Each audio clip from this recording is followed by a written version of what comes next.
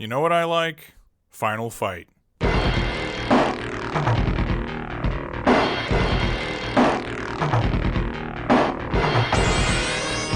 When this game was released in 1989, it revolutionized the beat-em-up genre.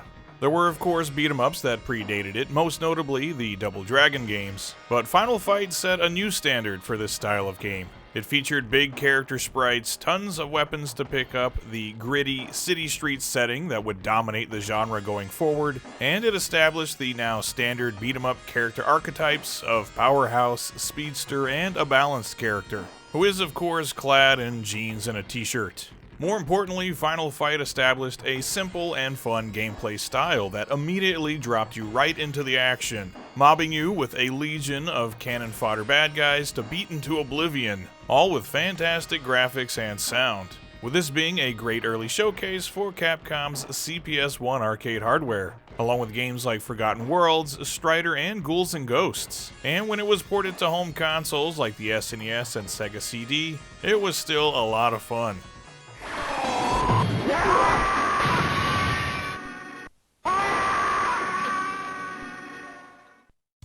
Final Fight had several sequels that varied in quality, but it has a much greater legacy in the myriad of games that it directly inspired. There was a period there in the early to mid-90s when we were inundated with one belt-action brawler after another, with quite a lot of them clearly taking more than a few cues from Final Fight. And some of those games are masterpieces in their own right. A prime example would be Streets of Rage, which definitely has a vibe all its own and some unique gameplay features, but inarguably takes a lot of inspiration from Capcom's '89 classic. Or a game like Burning Fight by SNK, or as I prefer to think of it, the RC Cola to Final Fight's Coke. It features a lot of the same gameplay, character designs, and settings, but feels rather generic by comparison. Still, not a bad game at all if you like a good beat-em-up. Then there are those games that attempted to be the next Final Fight but fell flat on their face.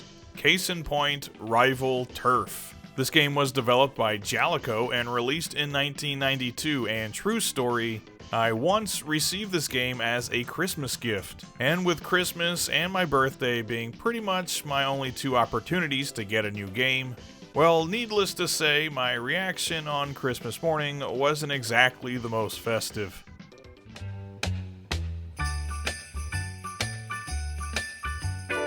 What the fuck is this piece of shit? Not really. I didn't really do that. I really had no idea what the hell this game was though, but like a good boy, pretended it was a game that I'd been wanting for a long time and gave my mom a big hug and a thank you. Then I actually played the game, and my first thought was, oh, it's like Final Fight, but it sucks. And to this day, that's how I still feel about it. But recently I asked myself, why? It's not really all that different from Final Fight, which itself is about as basic as a beat-em-up gets. It's essentially the same premise and even features the exact same control scheme. It's not exactly a difficult gameplay style to emulate. And that got me thinking, what even makes a good beat-em-up at all? So I decided to take a second look at Rival Turf to find out where exactly it went wrong. Why are you the way that you are?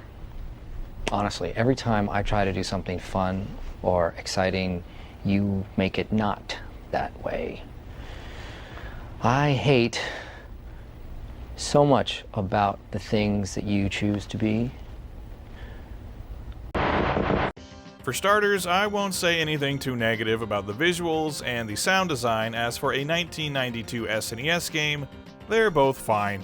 It's a colorful enough game, but the characters and environments are about as generic as it gets, with no real artistic flair to anything. But at least it's not an eyesore, and the music and sound effects are okay. Again, nothing memorable, but nothing offensive to the ear either. No, the problems with Rival Turf lie exclusively in the gameplay, and my number one complaint is that this game is boring. Which might sound odd, as again, the gameplay isn't really any different from Final Fight or a whole bunch of other beat-em-ups. But a good beat-em-up needs something very important, and that is pacing. The game, and especially the stages, cannot be too long. Otherwise, tedium sets in and it starts to get boring. In Rival Turf, the stages are definitely too damn long. with the first 4 taking up to 7 to 8 minutes each, and the final 2 stages being roughly 15 minutes long apiece, making this a 6-stage game that takes well over an hour to complete, which is just ludicrous. A good example of a well-paced beat-em-up would be Turtles in Time on the SNES, which features 10 stages but only takes about 45 minutes to complete, jumping from one environment to the next before you've got time to get bored, with each one offering something a little different to look at and even some stage-specific obstacles and gameplay mechanics for a nice change of pace. Here though, no such changes occur. Each stage drags on for way too long, and worst of all, the final stage features a boss rush, which I absolutely hate in beat-em-ups. This is the video game equivalent of filler, and it's just not necessary. And this could at least be partially forgiven if the gameplay in Rival Turf was exceptional, but it isn't. It's the most basic bitch kind of beat-em-up, with somewhat stiff controls, a lack of enemy variety, and generic locations that you get tired of looking at very quickly, including old cliches like the back alleys, a jungle fortress, and some public transit, which was fittingly a dingy subway train in Final Fight, but here it's the biggest damn bus you've ever seen in your life. I mean, talk about unrealistic. Who ever heard of something like this happening on a bus?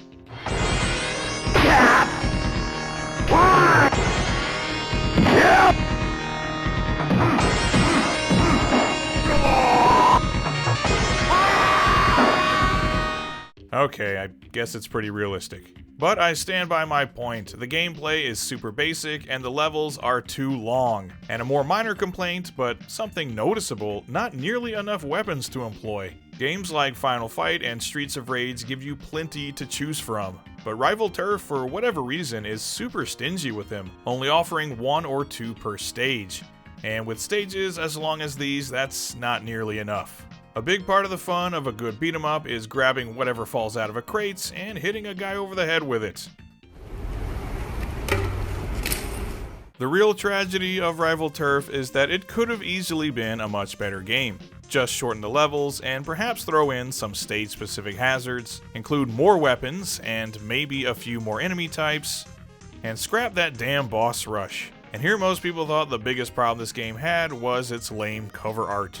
The only kind of unique thing for the time that Rival Turf offered was a one-on-one fighting mode, which could be at least kind of cool, but then you realize that you can only play as the same 2 characters from the normal game, and it takes all of about 30 seconds for this to get boring too. Again, wasted potential, as a versus mode in a beat-em-up, or even a battle royal mode for multiple players, where you can play as the game's various enemies and boss characters could conceivably be a lot of fun. But this was obviously more of an afterthought and honestly not even necessary. Jaleco eventually released some sequels to Rival Turf, which are better games, but in my opinion, nothing in this series ever went much beyond mediocrity. When it comes to 16-bit beat-em-ups, I'll stick with Streets of Rage and TMNT. This game, on the other hand, I don't think I'll ever play again, but I'll always remember it as the game that, in its own subtle way, ruined Christmas. Burn in hell, Rival Turf.